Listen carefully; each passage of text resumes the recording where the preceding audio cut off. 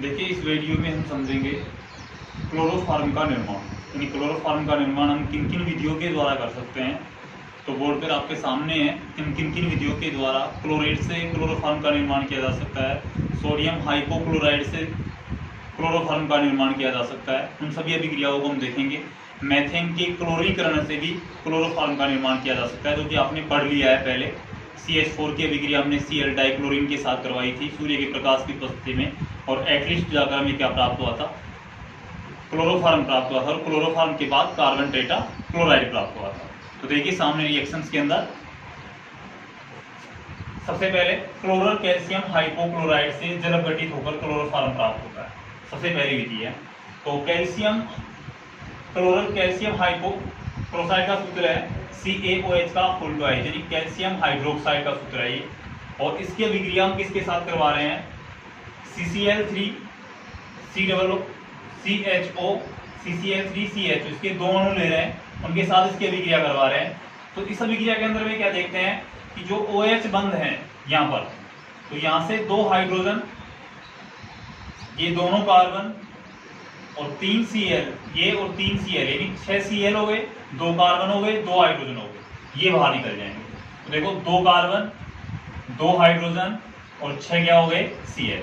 और क्लोरोफॉर्म का सूत्र क्या होता है, CHCl3 CHCl3। तो क्लोरोफॉर्म हमें प्राप्त हो गया। अब बच गया क्या, कैल्शियम, इसके अलावा 2 हाइड्रोजन, 2 कार्बन और 2 ऑक्सीजन। तो HCOO का होल ट्वाइस Ca, इसे हम क्या कहते हैं, कैल्शियम फॉर्मेट। इसका निष्कासन हो जाएगा, इसका निष्कासन हो जाएगा और हमें क्या प्राप्त हो जाएगा, क्लोरोफॉर्म में प्राप्त हो जाएगा। तो रिएक्शन को इस तरीके से हमें याद करना है। सेकेंड नंबर पे है सोडियम हाइपोक्लोराइड से, सोडियम हाइपोक्लोराइड से। तो सोडियम हाइपोक्लोराइड में देखो NaOH की अभिक्रिया किसके साथ करवा रहे हैं, डाइक्लोरीन के साथ करवा रहे हैं। किसके साथ करवा रहे हैं, डाइक्लोरीन के साथ करवा रहे हैं, जिससे हमें क्या प्राप्त हो रहा है, sodium hypochlorite, sodium hypochlorite NaOCl, NaOCl, यानी NaO और एक Cl, ये NaO और एक Cl, NaCl और H2O का क्या हो जाएगा, निष्कासन। उसके बाद अभिक्रिया लेते हैं CH3CHOHR, यानी एल्कोहल लेते हैं, उसके अभिक्रिया किसके साथ करवा रहे हैं, डाइक्लोरीन के साथ। जब डाइक्लोरीन के साथ इसके अभिक्रिया करवाते हैं तो यहां से हाइड्रोजन का और यहां से हाइड्रोजन का, 2 हाइड्रोजन निष्कासित हो जाते हैं, किसके साथ, Cl के साथ, 2HCl के रूप में, और ये हमें उत्पाद प्राप्त हो जाता है। ये जो उत्पाद प्राप्त हुआ है, इसकी अभिक्रिया किसके साथ करवाते हैं, सोडियम हाइपोक्लोराइड के साथ। कितने अणु लेते हैं, 3 अणु लेते हैं, और 3 अणु लेकर इसके साथ अभिक्रिया करवाते हैं। तो हमें उत्पाद के रूप में हमें देखिए यहाँ पर Cl कितने हैं, 3, तो 3 Cl। कार्बन देखिए, एक कार्बन ले रहे हैं, तो एक कार्बन ये रहा, तो एक कार्बन 3 Cl ले रहे। उसके बाद C डबल बॉन्ड ऐसे कैसे है, C डबल बॉन्ड ऐसे कैसे है, R भी ऐसे कैसे है, R भी ऐसे कैसे है। यहाँ पर जो CH3 था, इसके 3 हाइड्रोजन, इसके 3 हाइड्रोजन बाहर निकले। इसके अलावा NaOH, तो 3 Na है, 3 Na है, 3 ऑक्सीजन है, और 3 ही क्या है, हाइड्रोजन। तो 3 NaOH है जो बाहर निकल जाएंगे, अभिक्रिया संतुलित हो जाएगी। उसके बाद हमें जो यहाँ पर उत्पाद प्राप्त हुआ है, इस उत्पाद को लेकर अभिक्रिया करवाते हैं NaOH के साथ। जब इसकी अभिक्रिया NaOH के साथ करवाते हैं तो RCOONA बाहर हो जाएगा, RCOONA बाहर हो जाएगा। कुल मिलाकर हम ये कह सकते हैं RCOONA, ये है जो निष्कासित हो जाएगा। RCOO, एक ऑक्सीजन ये रहा, Na, ये बाहर हो जाएगा। अब बच गया क्या हमारे पास, देखिए यहाँ पर CHCl3, क्या प्राप्त होगा हमें, क्लोरोफॉर्म। क्या प्राप्त हो गया, क्लोरोफॉर्म। तो सोडियम हाइपोक्लोराइड से इस प्रकार से क्लोरोफॉर्म हमें प्राप्त हो जाता है। उसके बाद है क्लोरल हाइड्रेट से। तो क्लोरल हाइड्रेट का सूत्र है CCl3 CH, और दोनों से OH समूह जुड़ा हुआ है, एक ही कार्बन के। NaOH के साथ इसकी अभिक्रिया करवाते हैं तो हमें क्या प्राप्त हो जाता है, क्लोरोफॉर्म प्राप्त हो जाता है। और किस प्रकार से प्राप्त होगा, HCOONA बाहर हो जाएगा, HCOONA, ध्यान देना HCOONA, एक हाइड्रोजन है, एक कार्बन है, 2 ऑक्सीजन है और एक सोडियम, एक ऑक्सीजन एक सोडियम, एक ऑक्सीजन एक सोडियम। इसके अलावा एक हाइड्रोजन है और एक कार्बन है साथ में, ये वाला कार्बन, ये वाला हाइड्रोजन बाहर निकल जाएगा। उसके अलावा OH H2O का निष्कासन हो जाएगा, H2O का निष्कासन हो जाएगा। एक ऑक्सीजन किसके साथ जुड़ जाएगा, इसके साथ जुड़ जाएगा और हमें क्या प्राप्त हो जाएगा, क्लोरोफॉर्म, क्लोरोफॉर्म।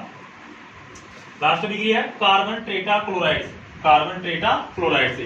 कार्बन टेट्राक्लोराइड का सूत्र क्या है, CCl4, CCl4 का अपचयन करवा रहे हैं 2 हाइड्रोजन लेकर फेरस और जल की उपस्थिति के अंदर, तो सीधे हमें क्लोरोफॉर्म प्राप्त हो रहा है, HCl का निष्कासन हो रहा है, HCl का निष्कासन हो जाएगा। यहाँ पर Cl4 है तो एक Cl बाहर निकल जाएगा, किसके साथ, हाइड्रोजन के साथ, एक हाइड्रोजन के साथ, और एक हाइड्रोजन का स्थानांतरण यहाँ पर हो जाएगा, तो किसका निर्माण हो जाएगा, क्लोरोफॉर्म का निर्माण हो जाएगा। ये तो हमने बढ़िया जो अभिक्रिया पढ़ी है वो किसके निर्माण की अभिक्रिया पढ़ रहे हैं, क्लोरोफॉर्म की अभिक्रिया पढ़ रहे हैं। अब इसके बाद आते हैं क्लोरोफॉर्म के भौतिक गुण, क्लोरोफॉर्म के भौतिक गुण। तो क्लोरोफॉर्म के अगर भौतिक गुण के बारे में आपसे एग्जाम में पूछ लेता है तो सबसे पहले तो आपको क्लोरोफॉर्म के बारे में बताना है कि जो क्लोरोफॉर्म होते हैं वो रंगहीन मीठी गंध वाले द्रव होते हैं। क्या होते हैं, रंगहीन मीठी गंध वाले द्रव होते हैं और इनको अधिक मात्रा में सूंघने पर बेहोशी आ जाती है। इसके अलावा ये जल में आंशिक रूप से विलय होते हैं। क्या होते हैं, ये जल में आंशिक रूप से विलय होते हैं। ईथर और एल्कोहल में ये पूर्ण रूप से विलय होते हैं। ये इनके भौतिक गुणधर्म है। भौतिक गुणधर्म के बाद क्लोरोफॉर्म की शुद्धता का परीक्षण है, क्लोरोफॉर्म की शुद्धता का परीक्षण है, उसकी भी अभिक्रिया है जो कि सनलाइट, सूर्य के प्रकाश की उपस्थिति में करवाई जाती है। तो वो भी देख लेते हैं। 2 अणु हम किसके लेते हैं, क्लोरोफॉर्म के, 2CHCl3 प्लस O2 और अभिक्रिया किसकी उपस्थिति में करवा रहे हैं, सनलाइट की उपस्थिति में। किसकी उपस्थिति में करवा रहे हैं, सनलाइट की उपस्थिति में, यानी सूर्य के प्रकाश की उपस्थिति। सूर्य के प्रकाश की उपस्थिति में यह अभिक्रिया जब करवाते हैं तो हमें प्राप्त होती है फास्जिन ठोस गैस प्राप्त होती है, यानी COCl2,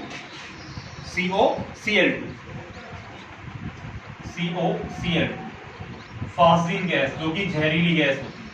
एक होती है फास्फीन जिसका सूत्र होता है TS3 और एक होती है फास्जीन जिसका सूत्र होता है 2COCl2 प्राप्त होगा, क्योंकि यहाँ पर 2 अणु इसके लेके चल रहे हैं। 2 ऑक्सीजन है तो 2 ऑक्सीजन इसके साथ आ जाएंगे और बाहर निष्कासित हो जाएगा HCl, बाहर निष्कासित हो जाएगा HCl। तो ये क्लोरोफॉर्म की शुद्धता का परीक्षण है। इसके अलावा अगर HCl की अभिक्रिया AgNO3 के साथ करवाते हैं तो AgCl का श्वेत अवक्षेप प्राप्त होता है। जैसे HCl की अभिक्रिया है जो AgNO3 के साथ करवा देते हैं तो AgCl का श्वेत अवक्षेप प्राप्त होता है और HNO3 बाहर निकल जाता है। AgCl का श्वेत अवक्षेप रिसीव होता है और HNO3 का निष्कासन हो जाता है, HNO3 का निष्कासन हो जाता है। उसके बाद में इसके रासायनिक गुणधर्म है। तो रासायनिक गुणधर्मों में ऑक्सीकरण है, अपचयन है, एसीटोन के साथ अभिक्रिया है, जल अपघटन है, नाइट्रीकरण है, क्लोरीनीकरण है, सिल्वर पाउडर के साथ अभिक्रिया है, हाफमान कार्बिल एमीन अभिक्रिया है, आइसोसाइनाइड परीक्षण जिसे कहते हैं, राइमन टीमन अभिक्रिया है, एल्किन के साथ अभिक्रिया है। ये आगे के वीडियो में हम सारे पढ़ेंगे। जैसे इसका ऑक्सीकरण होता है तो अगर जो हमने यहाँ पर देखा है इसको आप ऑक्सीकरण भी कह सकते हो। ये क्लोरोफॉर्म का जो हमने शुद्धता का परीक्षण पढ़ा है, ये वाली अभिक्रिया अगर आपके एग्जाम में आ जाए कि क्लोरोफॉर्म का ऑक्सीकरण कैसे होगा, तो ये क्लोरोफॉर्म का ऑक्सीकरण भी है। क्लोरोफॉर्म का क्या है, ये ऑक्सीकरण भी है। क्लोरोफॉर्म के ऑक्सीकरण में भी आपको रिएक्शन यही देनी है और हमें प्रोडक्ट भी यही प्राप्त होगा। जो अशुद्ध क्लोरोफॉर्म है उसका उपयोग है वो निश्चेतक के रूप में नहीं कर सकते हैं। क्लोरोफॉर्म को ऑक्सीकरण से बचाने के लिए रंगीन बोतल में उसका मुंह बंद करके रखा जाता है, उसका मुंह बंद करके रखा जाता है।